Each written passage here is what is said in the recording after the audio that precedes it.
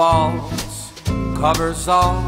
Let's go outside and have a ball. Welcome everybody, my name is Christian Bates, and today I'm going to show you how to make a raw Superherb Hot Chocolate. Now to clarify, this is a hot chocolate that is really super warm.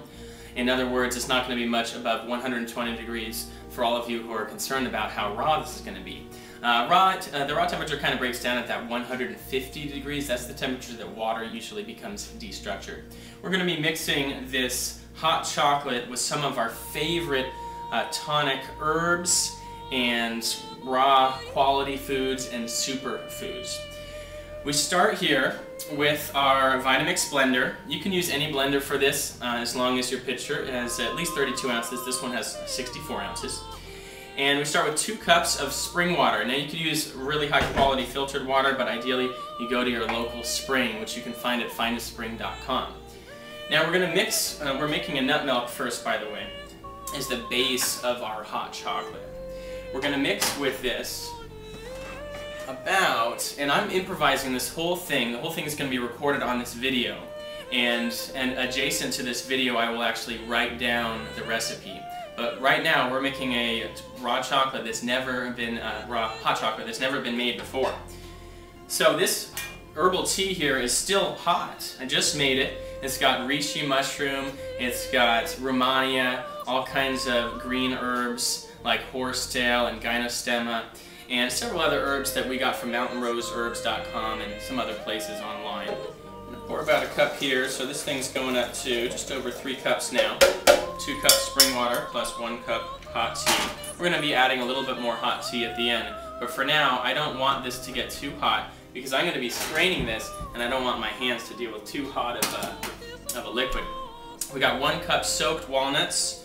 The walnuts that usually get at a bulk bin in Whole Foods or some other natural food store are usually notoriously rancid and oxidized and have a really bad kind of, they're all just kind of chopped up. You can see the edges where the walnuts are getting yellow. Never get walnuts from the bulk bin, even if they're organic and it seems like they were just put in there. They're notoriously bad. I actually cracked these myself, and I got the whole walnuts from my friend who has access to a local walnut tree. If you have access to a local black walnut tree, these are English walnuts, that would be even better because black walnuts are more of a wild walnut. We have black walnuts here. We're in Northern California, which is in December, which is the perfect time and perfect place for raw hot chocolate. But you can get in Walnut Creek, which is in kind of the East Bay, South Bay up here. That season is over. I just missed it. I was going to go with my friend Feral Kevin, and I called him up, and he said, sorry, it ended like yesterday. And so no black walnuts for us this year, but next year we'll be more on the spot. Alright, so we're going to just mix this up. Oh, actually we got 2 more ingredients to add as our nut and seed base.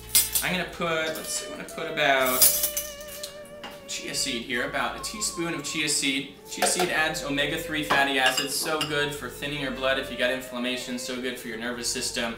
They also add just a little extra kind of frothiness because they're mucilaginous to our end milk. And then I'm going to add a little bit of milk thistle seed, which supports your liver. It's good to have this stuff every day. It's very gentle. It's not like a harsh herb that might stimulate your organs. I'm going to put about maybe 2 teaspoons of Mountain Rose Herbs milk thistle seed. If you put a lot of milk thistle seed, you can kind of throw the flavor, and your hot chocolate will have a little bit more of an earthy flavor rather than the classic sweet hot chocolate that we're going for today.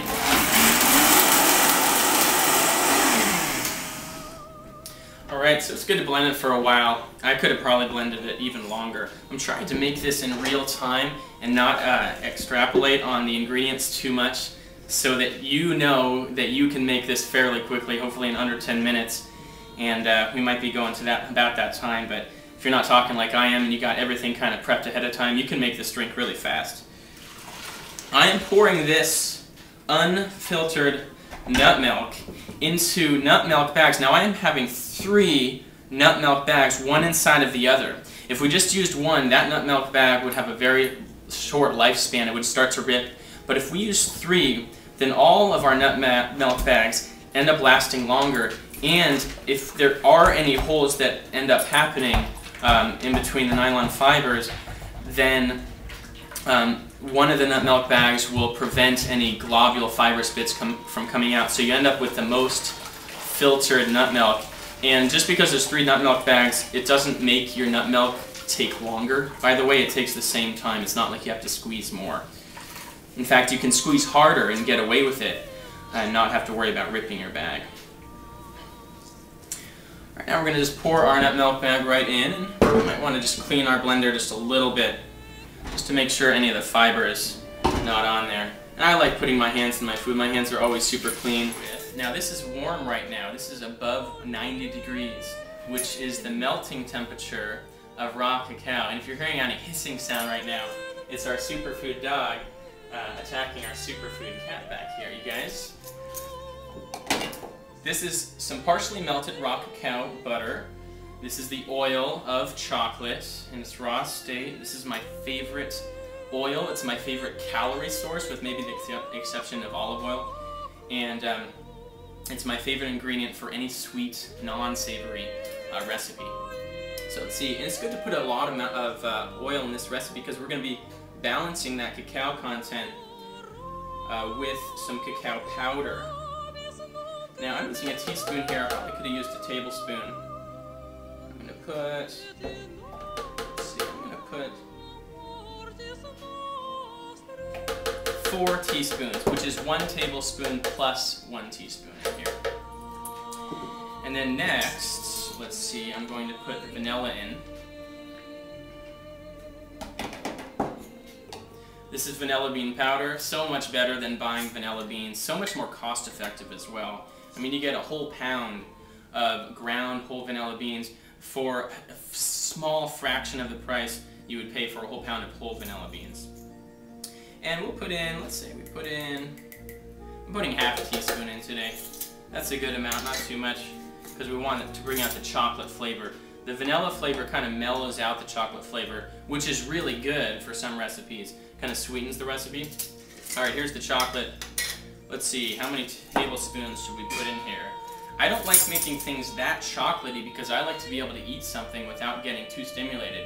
I always like to balance my chocolate with other foods like tonic herbs. That way you get a real great alchemical combination of nutrients where you end up very balanced. And the cacao acts as a potentiator of your herbs. And if you just have cacao by itself all the time without adding herbs, that's why we're making this a super herb hot chocolate, then you're going to end up kind of missing the boat on what cacao's original cultural usage was, which is always to combine it with other tonic herbs, other superfoods, so that it's all, you're getting the amazing mineral content of cacao, but you're also getting its MAOI-like constituents which act as a potentiator for the other constituents of the other foods you're getting, if that makes sense. So you end up with the pop that makes you feel blissful.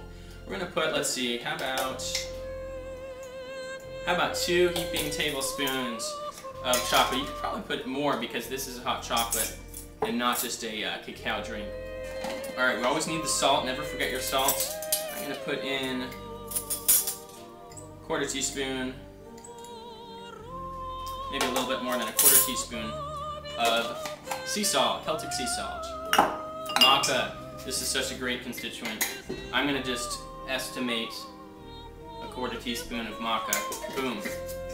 Now the sweeteners. What sweetener should we use? We could use any sweetener. Honey is a great natural sweetener. For me, I think that honey is probably the best sweetener with one exception, and that is that it's really sweet. It's really glycemic. It has a medium glycemic index. And that just doesn't work for me. I'm a very low glycemic, almost non-glycemic person, like metabolism. So the sweeteners that are my choice are birch xylitol, not to be confused with corn xylitol, and the organic Now brand, I like the Now brand, stevia extract powder. This extract powder has been enzymatically activated to take out the bitter constituents that are found in the herb stevia.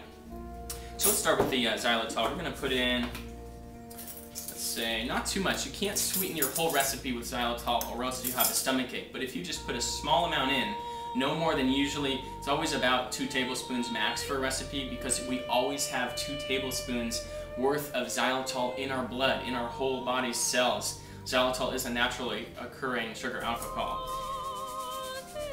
So let's see, I put let's just do 1.5 tablespoons. That's plenty. It's not a huge blenderful today. We don't need that much. And then in stevia, we're going to even use less because this stuff's about 300 times sweeter than sugar. Let's see if we used... We're going to start with 1/2 teaspoon. Maybe I'll add some more after the final taste test. Now I think I have everything except for these 2 topical ingredients that we'll use to garnish our final mug. And let's see, now we got our top here. I'm going to blend this on. Oh, almost forgot. I'm going to add just a little bit more of the hot tea so that this hot chocolate ends up thin enough, not too thick, and then also hot enough. I'm adding about a cup.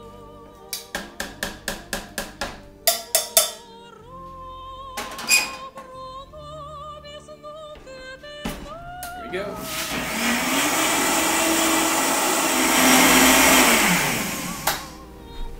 Now, since this is a homemade recipe that I'm just serving to myself and my girl Beth Ann, I'm going to just taste it myself right from this. That's a winner right away. It's good when it's a winner right away. Sometimes it's okay to tweak something whenever you're experimenting yourself. I'm going to add a couple squirts of liquid marine phytoplankton. The mineral solution that this is suspended in kind of brings out, it's almost like a salt, even though it's a desalinated mineral solution, kind of brings out the flavors a little bit more than just putting salt in. And then we're going to have cinnamon, but I'm going to save the cinnamon. Instead of putting it right in, this will be a topical garnish for our final mug. And now I'll just blend this up a little bit more.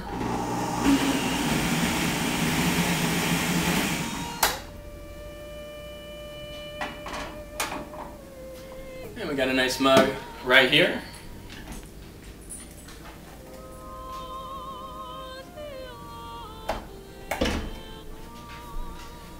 And we will be putting a few dashes of cinnamon. If you have cinnamon sticks and a microplane, you can actually just take cinnamon sticks and put it right on there. That's better. It's always better to have whole herbs rather than some ground powder. But this will do as well, because cinnamon's great. It's a really high source of chromium. Let's see here.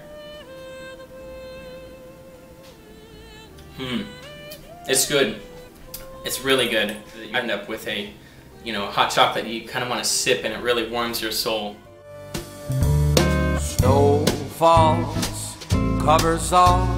Let's go outside and have a ball. Slide down a hill. It's our superfood dog attacking our superfood cat back here, you guys.